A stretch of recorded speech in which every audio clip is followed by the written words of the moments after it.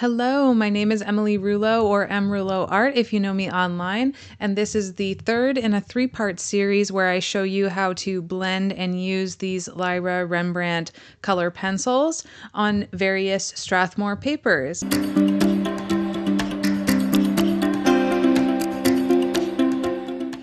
For this video, we are going to be exploring the benefits of the Bristol Vellum 500 series paper while I do an illustration of a butterfly. So I'm picking out a couple colors. I want this to be very rainbowy, and it's a little bit more finished and full of a work than the previous videos, which were more of like a practice kind of thing.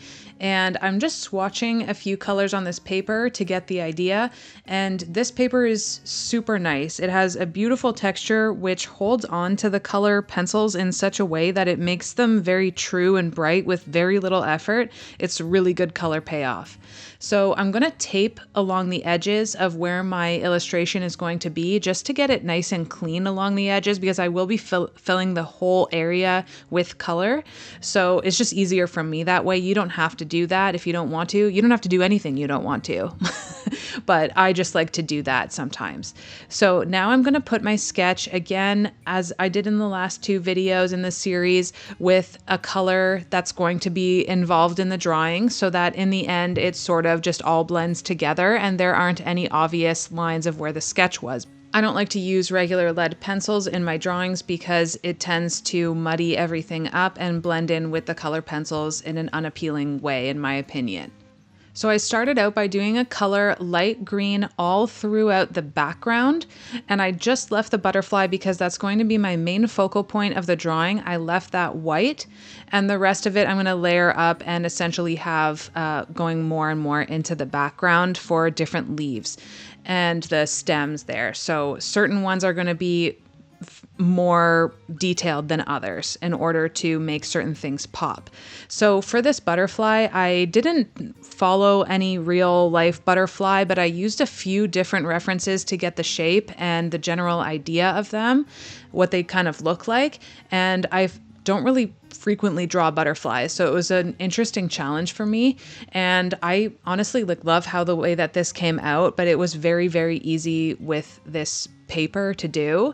And I just slowly built up the shapes and colors, and I got more and more detailed as I went on. There's no need to go full detail at the very start. Just go one layer of color, and then I like to put that color and make sure it's throughout the drawing in different areas at least. So once I put a blue down, even though you may not notice it right away at first, I did go through the background and put it in, or try to sprinkle it throughout the drawing, even the oranges and the pinks in the butterfly. And it makes a huge difference once you're done because it makes everything look really unified. So I would say for me, for something like this, that's the most important thing to remember to do, especially when using color pencils, and to always start out with a very, very light hand, and then you can go heavier as you get to the end. But I really keep a pretty light-handed effort throughout most of the drawing, and only when I'm just about done do I start pressing quite hard in different areas, wherever I want it to be, a little darker. So then I felt that the drawing was lacking a little something, and I wanted to add a couple ladybugs because I thought that would be cute, and also to bring out the orangish reddish thing that was happening with the butterfly. I wanted that to be a little more prevalent and a little bit more noticeable. So I did take my Kneaded Eraser and I just popped in a ladybug here and there. Some of them are a little more faded into the background, and some of them are right in front. And so I just thought that was another fun way to try and bring out the foreground, but also bring out that orange color, which I love so much. So for my personal style, I really like a grainy texture and a grainy look to the end result. So that's why I like to pick the vellum version of this paper. But if you like a smoother end result, feel free to try the plate version, which is available. So it's just like a way, way smoother paper, but I really like the grainy texture of this one.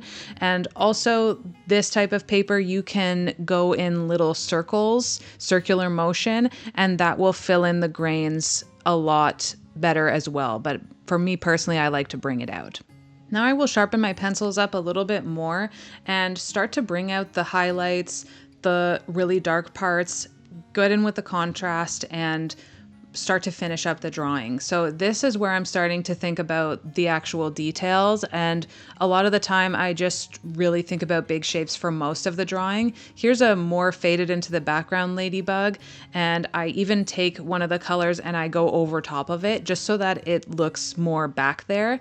And I did choose to take a pink and blue and sort of go from pink to blue in the back. So I just thought that looked cool, and I'm really happy I made that style choice. So then I pulled off the tape, so satisfying, such a nice straight edge, but I did get a little bit of color pencil dust on the other side because I'm right-handed, but I was able to really easily take that off completely with the Kneaded Eraser. And don't worry about the color on the edges where I was swatching, because my plan is to cut this out and sort of make it look like a Polaroid kind of thing. So that's what I ended up doing.